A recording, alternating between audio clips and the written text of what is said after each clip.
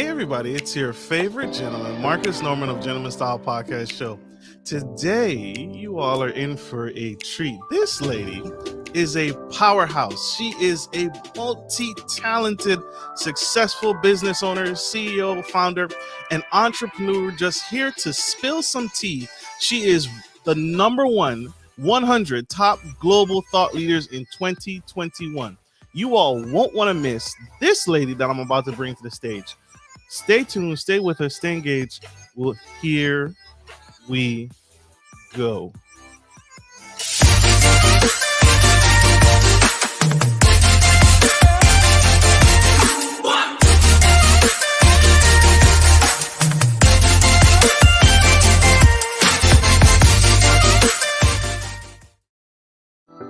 Hey everybody, it's your boy Marcus Norman from Gentleman Style Podcast, your favorite gentleman. And today I have Miss Beate Chelette. She's the growth architect and founder of the Women's Code and designs processes, best practices, and systems for leaders like you and me who want to grow, build, and scale their business and achieve measurable results and profits they can count on.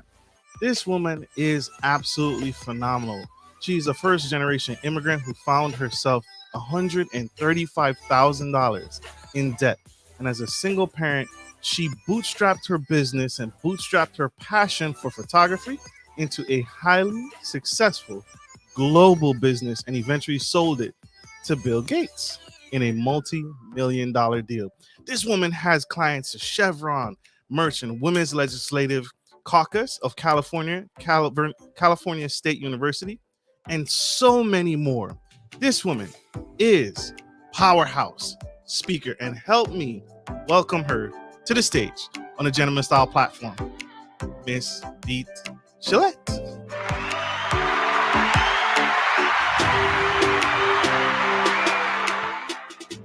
Welcome. Thank you for joining us on the Gentleman Style Podcast Show. I'm excited to have you. Marcus, that's like the best introduction ever. Can I have you come with me every time I speak? I want this introduction now everywhere I go. I'd be glad to. I would be glad to. I'd be your hype man, hype person everywhere you go. Just you need a walk. I'm gonna have a beatbox right behind you.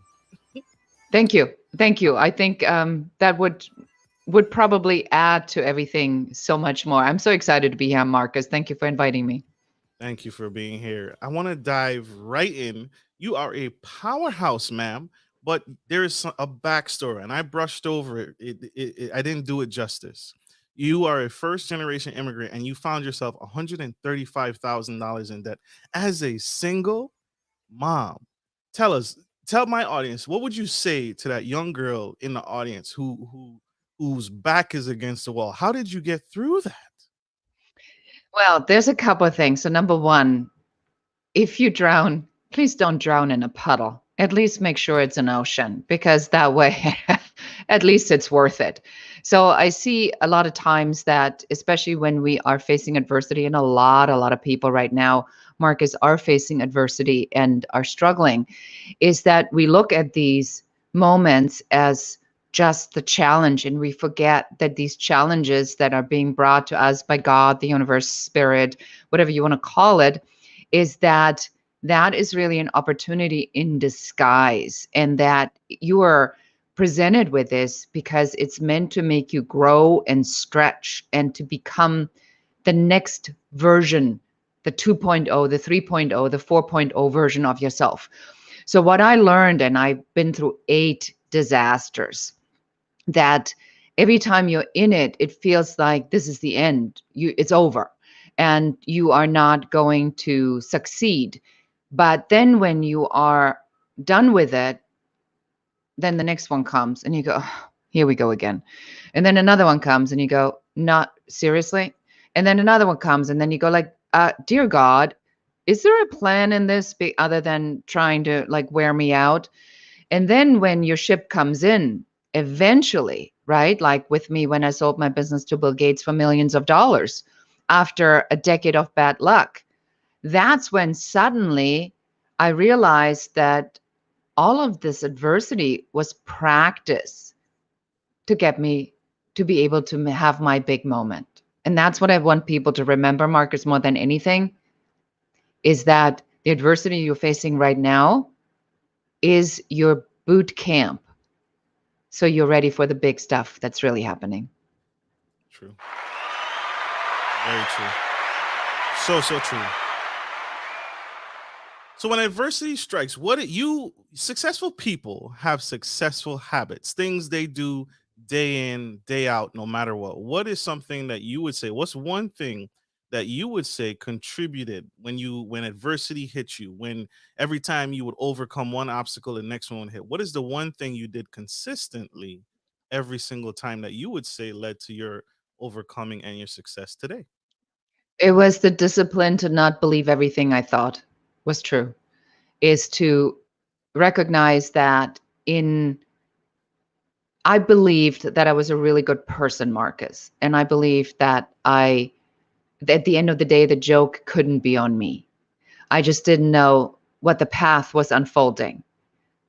I didn't like the way the path was unfolding because it was incredibly difficult for me. But in all of this, I felt that one of the pieces I needed to learn is not to allow that death spiral of the thought.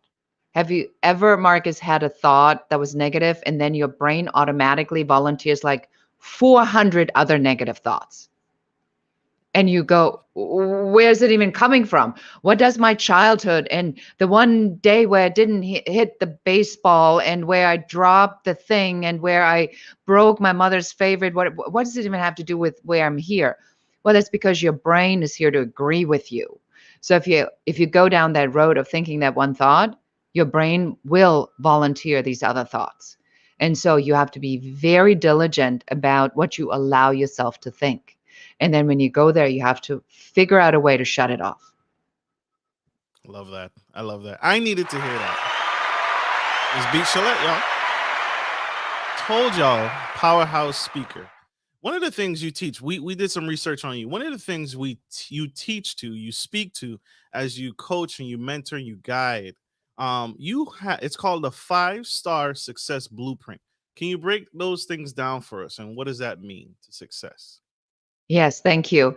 So the 5-star success blueprint I created because I recognize that when it comes to building businesses, that a lot of times a new business owner or a successful business owner, that they are very much caught in the minutia of things, or they kind of know some things, but they don't know all things.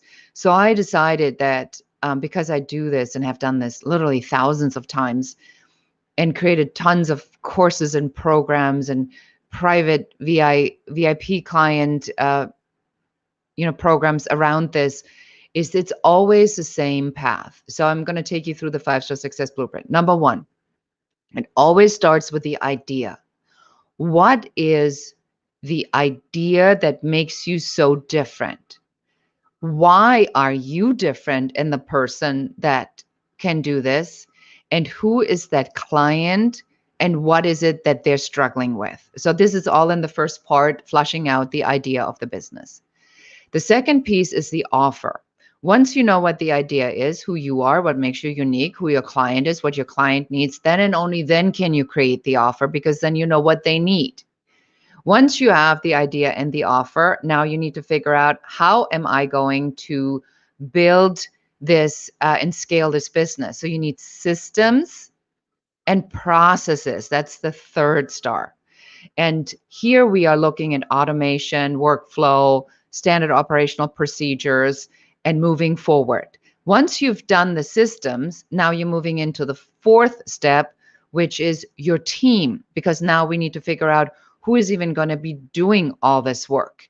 And that's when you're looking into, how do I build this business? Who needs to be in which place? Where am I, how's the organizational chart going to look like? As I grow, how many people do I need to bring in? That's where you map out that rapid growth. And that gets you to the 5th star, which is you as a leader. And that is you stepping from business ownership into business leadership, because then you need to know how to lead people, so people can run the systems, so they can, make sales on the offer that you have that serves the people and the problems that they have. So that's the 5-star success blueprint.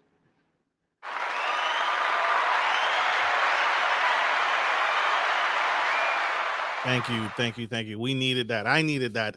There you have it, y'all. The T, right? The T. Which one is your favorite? Which one is your favorite? Leadership stands out to me. I feel like leadership, it starts with you, right? When you're bootstrapping your business, everything begins and falls with the leadership. Am I wrong for that? I like systems and processes the most, um, because I'm a strategist at heart, and I like, it's growth architect and growth architecture. So for me, the objective is to say, um, what are the most important pieces of a business? And the answer to that, Marcus, really is it depends on where your business is. Because if you're a leader who leads nobody, then I don't know if that's meaningful. But if you are a leader who already has a team and you're not getting the results because there's communication issues or discords in the team, yeah, then you need to look into leadership. But when you're building the business, and what I see, the threshold is really about $1 million. So you basically can build your business by yourself to about $1 million. And then that's the burnout. That's the burnout spot, because you can't work more and you cannot do more than 4 jobs at once. So that's usually when the shift happens. Do I think that somebody's making $250,000 needs to worry about leadership right now? Probably not so much. But once you really step into leadership, as to how I position myself to take a leadership in the market, how do I position myself as a leader in my team and attract other new team members? Now we're talking. So yes, it can be your favorite thing, and the most important when you are at that particular point where that's relevant. Love that. Love I love the applause. it. They love you. They love you. We are going to take a quick commercial break. You guys don't go anywhere. Stay tuned. Stay with us. We'll be right back. Good day, podcast listeners. This is your boy, Marcus Norman of Gentleman Style Podcast Show. I wanted to let you guys know that we will be rolling out a new feature and adding a join sponsor button next to the subscriber button here at the bottom of your screen. Once you click the button, it will display 3 membership levels. Gentleman Gentry, which is our entry level, Duke Duchess, which is our season level, and the Emperor and Empress, which is our most sophisticated level, which you will receive unique perks and benefits at each differing level and gain access to our community tab. We will also be sharing polls, upcoming events, and interviews, as well as receive feedback from our sponsors directly. Your support helps me find new and exciting guests to bring to the stage live. Well, in order to get the higher end speakers, it requires, well, some, you guessed it, money. So thank you for tuning in to my channel. And if becoming a sponsor sounds good to you, then select the join button below and choose your desired sponsor level. Let's continue to grow and serve the future of generations of men and women to come. Love you guys. Bye.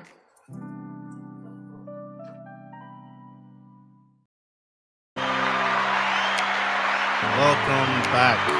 If you are just tuning in, we have the incredible Miss Beate Chelette. She just broke down the 5 principles, the 5 success principles, star principles of how to manage and how to run and operate, and things you should consider in your business. If you missed that, go back, scroll back, and check her out. She is spilling the tea on Gentleman Style Podcast Show today for us to do better business and overcome those obstacles that we face as entrepreneurs and in life, right? 2020 was a dumpster fire. It was terrible. Many businesses struggled. Many businesses didn't survive. And so she's here to help us do better and find the pivot in our own business. Miss Beate Chelette. Miss Chelette, in your book, Happy Women, Happy World, you describe a concept called ego rhythm. Is this only for women? And what exactly is it? So I'm going to just spill the beans on that. It's really a universal concept. So it works for men too. But because I wrote a book for women, There's hope for me. There's hope. There's hope, y'all. right. So, but because I wrote a book for women, obviously, it was born because I recognized this was really my issue. And the concept of ego rhythm comes from when my daughter was about 3 years old. She stopped breathing in the middle of the night. And as long as I live, I will never forget this horrible sound of her sucking in the air, or trying to breathe. And it went like, and then it was just dead silent. And, I'm a young mother, and I'm going like, what do I do? And so I ripped her out of bed and I threw her over my shoulder, and I was hopping around the house trying to wake her up, and thank God she woke up. And it turns out she had asthma. And this asthma attack was caused by secondhand smoking from my ex-husband, which he adamantly denied that he did. And so for the next years, I was desperately trying to find a cure for asthma. And there really isn't a cure for asthma. But I went from doctor to doctor and trying to figure out what could I do to prevent, my daughter from not being able to breathe. And or from making it easier for her to breathe that way. And so, and then one day, Marcus, she just grew out of it. And it was over, just like that. And I'm thinking, wait a minute. I just focused so much of my time and attention on this one rhythm in my life. But then something else came. And then when that was over, something else came. And so I realized that the way we are living through our ego, mine, rhythm, the rhythms of life. So ego rhythm is how I called it. The way I move through my ego rhythms is in increments of 3 to 4 years. And so when I really looked at that, I saw that that main focus that we have really shifts. So when you are a new mother, or maybe even a new father, there is a moment when that becomes the main focus of your life. I believe that for men, it's a little bit different because once the kid is 3 years old, you have a little bit more engagement with your child because the first 3 years really are very focused on mothers. And so I thought about, if our lives have this ego rhythm, Marcus, and we are going through this one rhythm at a time, then why are we so stressed out? And I recognized that we live in what I call the superhuman paradox. And the superhuman paradox goes that I look at my friends and I look at Kelly, who's got the best relationship. And I look at Marla, who's got the smoking hot body and, runs marathons. And I look at Susie, who does these easy home cooked meals. And they're, of course, organic, award-winning brownies. And I look at them and I want to be the best version of all of them combined. So I'm trying to be better than each one of them because I'm only focusing on the thing that they've mastered where they're a perfect 10.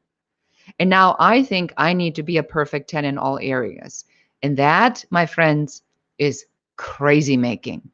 So if I give you the concept of ego rhythm and I say, no, you can't have it all, just not all at once, would that be helpful?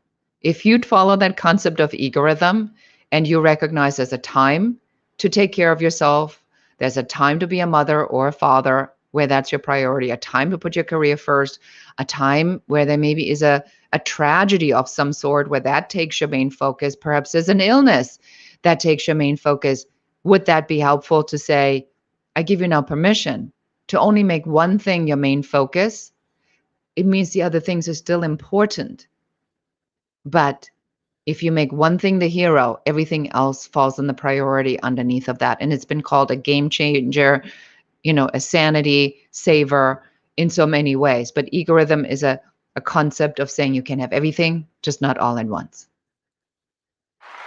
I love that. You are speaking to a new school of thought, and you're the second business owner, you're the second leader that I've heard say this. And so it's unique, right? We're always trying to balance. It's a balancing act. We're always trying to keep everything. We're trying to keep our homes, our kids. If we're in school, we're trying to balance all these different things at once. But you're the second person I've heard say this, and what it is focus on what's important right now. If you're writing a book, the example that was given to me, if I'm writing a book and I'm on tour for the book, my house may be a mess, my car maintenance may not be on point, there are other things that are just as important, but it's not the focus right now, and that's okay. That it's mindset and shifting that mind. That's what I'm hearing. Am I way off, or is that You're absolutely correct. It exactly means that. It means that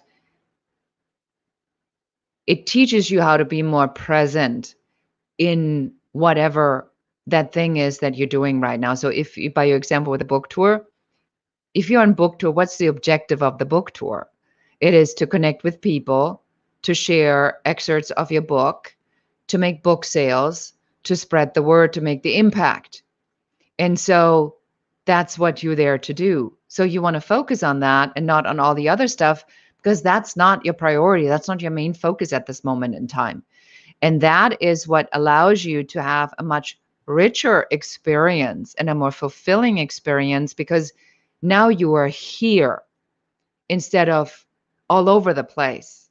And that is what the concept is designed to teach, is to say, we now know that multitasking is really an illusion, because multitasking just means that our brain goes faster than we can go. And so it allows this ADD that a fast brain sometimes can create to take over and then somehow pretend that that's useful, other than crazy making. And it takes it back to the experience we're here to have, which is the human experience. And the human experience is about what? About connection.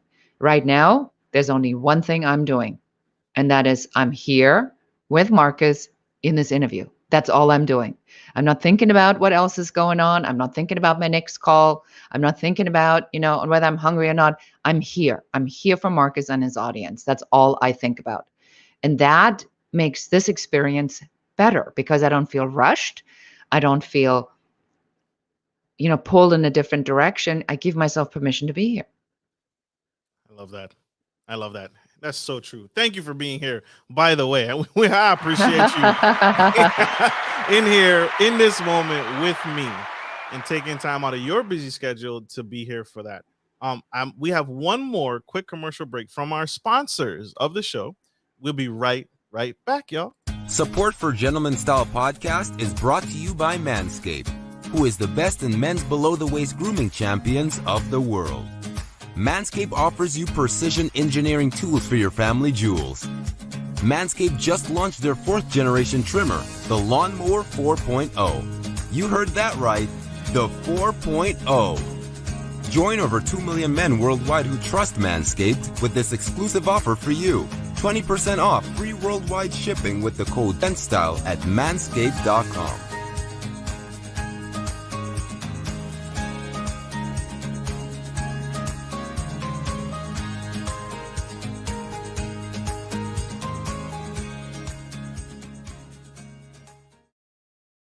We are back. This is Welcome to Gentleman Style Podcast Show. If you're tuning in for the first time, we are on iHeartRadio, iTunes, Spotify, Google Play, iHeartRadio, Facebook Business Page, and Audible. I need to find out a shorter ad lib for all of that. But we have the incredible, amazing Miss Beate Chelette, and she's spilling the tea today on Gentleman Style Podcast Show on failing your way forward, failing through success. We've all overcome obstacles. We've all been faced with many, many challenges. And sometimes our backs are against the wall.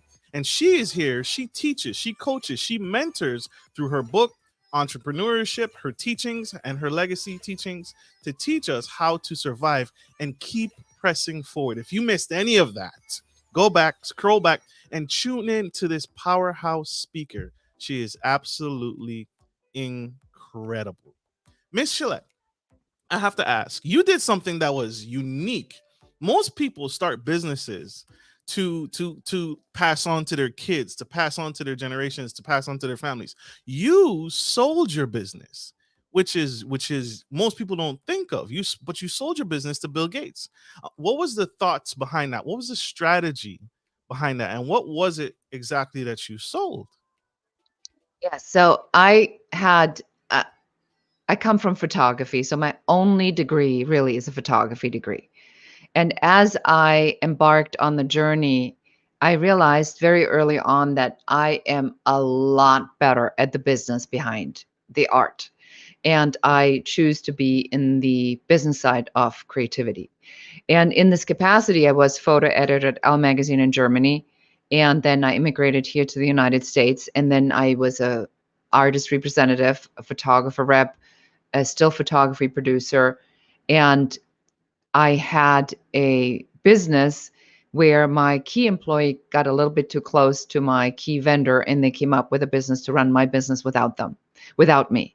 And so I lost that part of my business, and that was horrible. And I sued both of them, and I'm involved in this huge lawsuit, and it costs a lot more than I thought because I'm in California. Things are very expensive here. It's certainly suing. And so I think I'm getting back out of this, and I have about a $500,000 of production volume. I was producing for clients like Mercedes-Benz, Wrangler, Levi Strauss, BMW on the books. And then September 11th hits 20 years ago, and it wiped out my entire production business. And it was over. It was literally game over. I mean, there was nothing to recover in my photographer representation business or in my production business. But I had this idea of building the stock photography syndication. And the stock photography syndication, remember, I was a photo editor at Elle magazine. So I used to buy stories, and I went after architecture and interior photography uh, clients, and I built up the first, really large global stock photography syndication specialized in architecture and interior, but not just that. That had been done, but celebrity at home stories. And so when I was in this lawsuit and then September 11th came and I was wiped out, I knew that you can run a successful business, but that does not mean that it's going to be successful forever, nor does it mean that you know, even with circumstances completely out of your control, which we've seen in the pandemic, it could be a slam dunk, and then all of a sudden overnight it's over and it's none of your fault. So I knew that I wanted to build an equity type business going forward that made money while I wasn't there. And I set it up for acquisition. I knew that given the opportunity, I was going to sell it. And I set it up for sale. I ran it like I was going to sell it. My whole standard operational procedures were around how can I make this easy to hand this business one day over to a buyer? And so I waited in the market until the opportunity arose. And the opportunity came because we were selling so many at home stories that we became the world leader in celebrity at home stories. And that attracted the attention of a Bill Gates company. And it wasn't Microsoft, it was Bill Gates himself who owned this particular company 100%. And they wanted to know how I do it. And like any decent woman, Marcus, I said, you want to know what I know or what I do, you're going to have to pay for it. And they made me a multi-million-dollar offer, and that was my number. And then I sold it because I knew that with that money, I could afford a house. I bought a house. I was able to get my daughter through college and pay for that, and that my whole life would change. So I achieved one of my goals by building and creating this business and then selling it. I, of course, never thought I would sell it to Bill Gates, but that's just a nice little pearl to have. That's a huge pearl to have. That's amazing. Legacy. So even in the sale, even in the midst of adversity, you learn from it, right? What happened to you when they took over, when they got a little too close, your ex partners got a little too close, and they most people, most of us would have given up. right? We would have just washed it in. We wouldn't have stayed in the fight, but you pushed through. You continued to stay in the fight, and you pivoted and you grew from it. And that's what this is about. You don't give up. You don't give up. You remain consistently consistent the entire time through. I, Resilience is the audacity to not give up. right, right. Even I'm telling you right now, I would have ran scared. I mean, oh my gosh, massive lawsuit, money out the door, my business, and then September 11th. It's like one after the other, and you still persevere. You still push through all of it. I want to pivot. You did a study. You wrote an insight paper for the future of leadership, diversify.world, where you interviewed CEOs and thought leaders about what future leaders need to know. Can you tell us about that insight paper and what you discovered in that research for the leaders in the audience watching? Yes. So the objective was that when I started this insight paper, my research, I was speaking a lot about women leadership, and I was on a lot of different stages, and I traveled around the country, talk about women in leadership, and kind of like what we need to do to balance leadership. And then the pandemic comes, and nobody talks about women leadership like at all. So all these opportunities went away because there was a much larger issue that affected all of the world, not just America. And so I didn't want to make an assumption on what the problem was or what the solution was. So I interviewed C-level executives, CHROs, CEOs, COOs, and I simply asked them, I said, what is the future of leadership going to look like? What do we need to prepare our leaders for? And so the findings were in 4 different quadrants. And the first quadrant is about creating safe spaces where employees and team members want to be not just physically, but also emotionally and mentally safe. The second quadrant is about transparent engagement. And transparent engagement is that leaders of the future don't have to know all the answers. They just have to be transparent about how they're communicating it, and they have to communicate often and frequently. And it's interesting. I just read the Edelman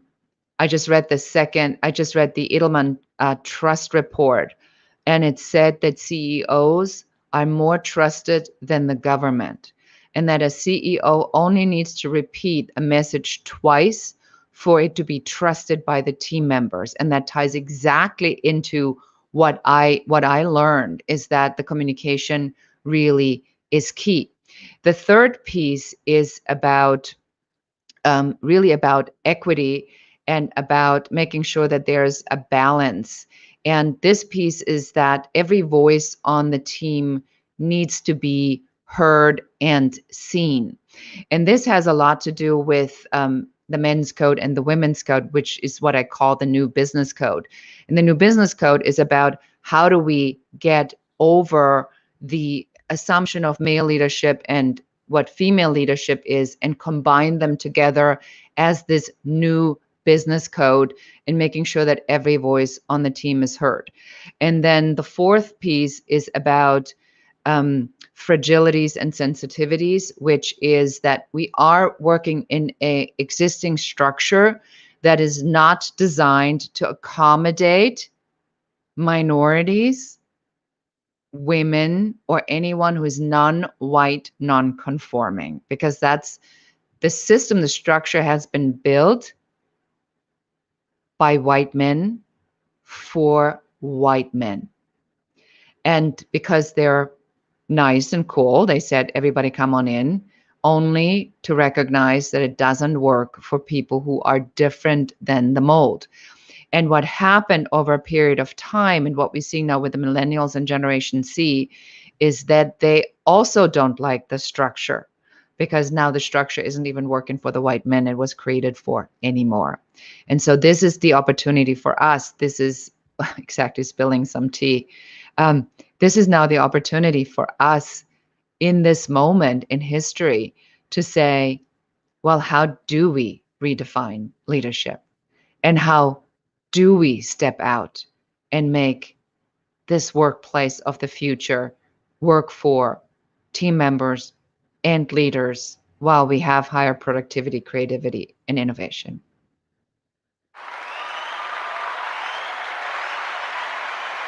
Ooh. Ooh, I love it. This is what's going to take us into the future, y'all. This is how we survive into the foreseeable future in business. And I can even take some of these can actually be used at home in my own personal life, right? Yes. Every voice is heard and seen. That includes your spouse, your family, your kids. Make sure everyone is heard. And so these are the marks of leadership. That's how I see it. So thank you so much for spending. Ooh, that was big. That was big. Oh my gosh. Oh my gosh. What is your best? And this is going to be oxymoron. What is your best failure? And what did you learn from it? Oh, there was this one moment, Marcus, where, coming from creativity and photography, where I had this brilliant idea to do coffee table books as ebooks. And because it hadn't been done before. And, because I like photography and I like art. So I figured if it was, digitized and we would put out all these great, beautiful books, that the world would just, have so much access to art. What I didn't think about at the moment is that, Marcus, if I come to visit you and I see your iPad laying on the coffee table, it's not exactly like I'm going to say, oh, Marcus, is that your coffee table book? Can I take a look? And I'll grab your iPad and I'm just going to browse through your coffee table book on an iPad as I would if the book would be physically laying there. So what I want to say, it was a really dumb idea and it completely failed. And I realized that for a product that was whatever price between $3.99, $9.99 as an ebook, that each one of these was as much work as my whatever thousands of dollars high ticket programs are. And then I'm thinking to myself, if I put the time and effort into marketing one product, I probably should mark the product that's higher end over the one that's only $2.99 if it's the same amount of effort. And so I had to walk away from it. That's true. That's true. You What remind did I me. learn? What did Yeah. I learn from it? I learned from it that things don't happen for one out of two reasons. Either you are stupid or everybody else is.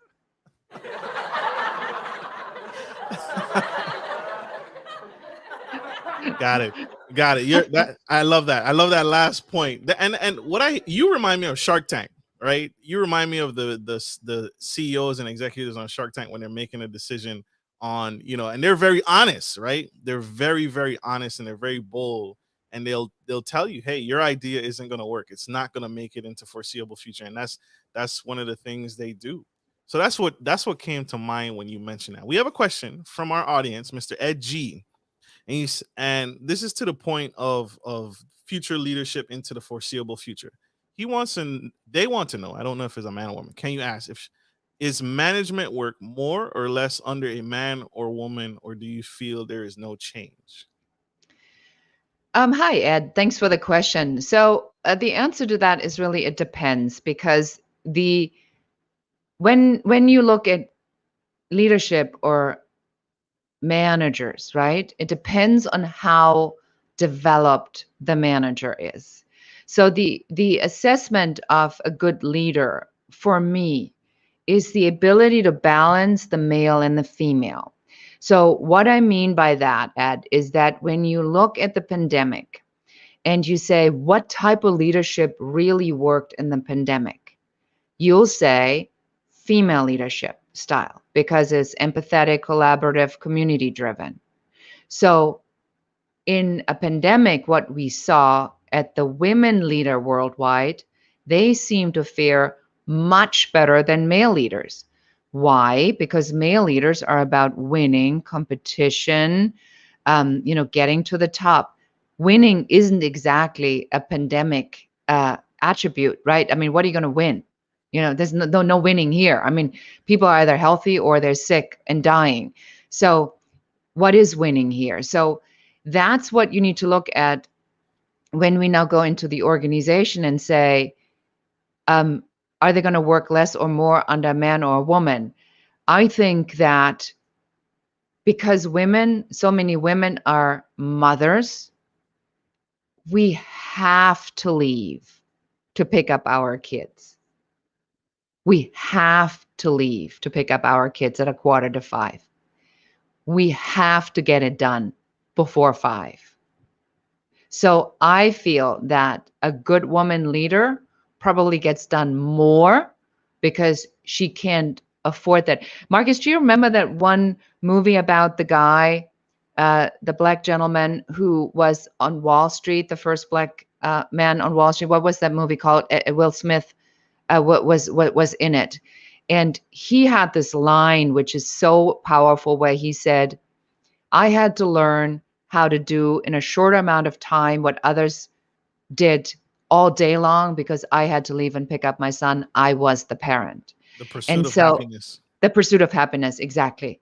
And so watch that. And that shows you that when a man is being put into the position that a lot of women are in, their behavior is the exact same, because the priority, the main focus, is to make sure as a single parent that your child is taken care of. And so the answer to your question, sadly, is it depends on the circumstances and the objective. But I would say that women probably a little bit more effective just because they have to, for the most part. That's normal. That's Kevin O'Leary, Successful CEO. He says his best investments have been in women-led corporations. His best companies that he invests in are the ones that are run and operated by women. So that's what it is. That's not made up. That's not a myth. You just debunked that myth. So thank you, Miss Chelette. Thank you for spilling that tea, and thank you for being honest and transparent. Mr. Ed, I hope that answered your question. It definitely answered mine. This is the new school of thought, and she's interviewed hundreds of high-level executives, C-suite, A-suite executives, and this is the trend. You can't beat statistics. It's numbers, right? And that's what she's here to do. She's here to break open those schools of thoughts that we need to hear. Miss Chelette, this has been an epic show. You are amazing. If you had one more nugget, one more tool in your tool belt, you've spilled so much information and you are wise and beautiful beyond your years. If you had one more nugget in your belt to say to that young man, that young woman out in the audience, what would it be? What would be that advice or that tip that you could leave them with? Don't ever look at failure as failure. Look at failure as a road sign that gently nudges you to not go that way, and thank it for saving time so you can find the right way. Love it. And how can my audience connect with you? How can we grow with you? How can we get a copy of that book? That's now for women, but also for men. We spelt that earlier. Yeah, and little side note, I wrote that really as a book that can be left in the bathroom for men to read. So that was I actually designed it as that. The chapters are relatively short. So you find the book Happy Woman, Happy World on Amazon as an ebook, as an audiobook, and as a printed book. And you can find me on beatechelette.com. If you are growing your business, you can go to airtightavatar.com and you'll find a free masterclass with a downloadable guide where you can check mark how to find out who your ideal customer is. I call this the Airtight Avatar. I'll save you hundreds of hours on nailing that because it's a foundational piece of the 5-Star Success Blueprint. Who are you selling to? It's done for you. All you have to do is take a pen and mark what applies to you, and you got your Airtight Avatar.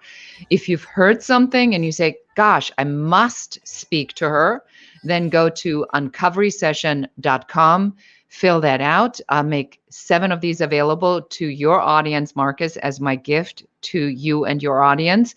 Make sure you mention Marcus and Gentleman Style. So I know you're coming here. These sessions are valued at $500 each. And I can pinpoint about 30 to 45 minutes where your business is stuck, what step you may have missed, and what step should be coming next. Love it. Love it, love it, love it.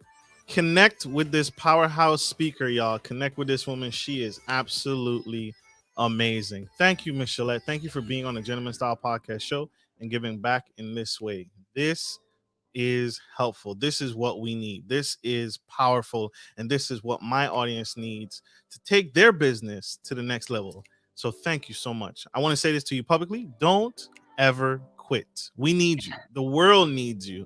And I know you already know this, but don't ever stop. All right. From your word, I'll take it. I'll take it at face value. Thank you so much for having me, Marcus. It's been such a pleasure. Absolutely. It's my pleasure. Absolutely. I hope this message has served you. I hope this was helpful, y'all. I hope you learned something. I learned something, and I hope this message, you take it with you as you go into the foreseeable future. Like I end every show, take care of your family, take care of your friends, and always, always take care of business. This is Marcus Norman, your favorite gentleman, and Miss Beate Chelette, taking your business to the next level and overcoming all those obstacles and fighting through till you reach success. Love you guys. Bye.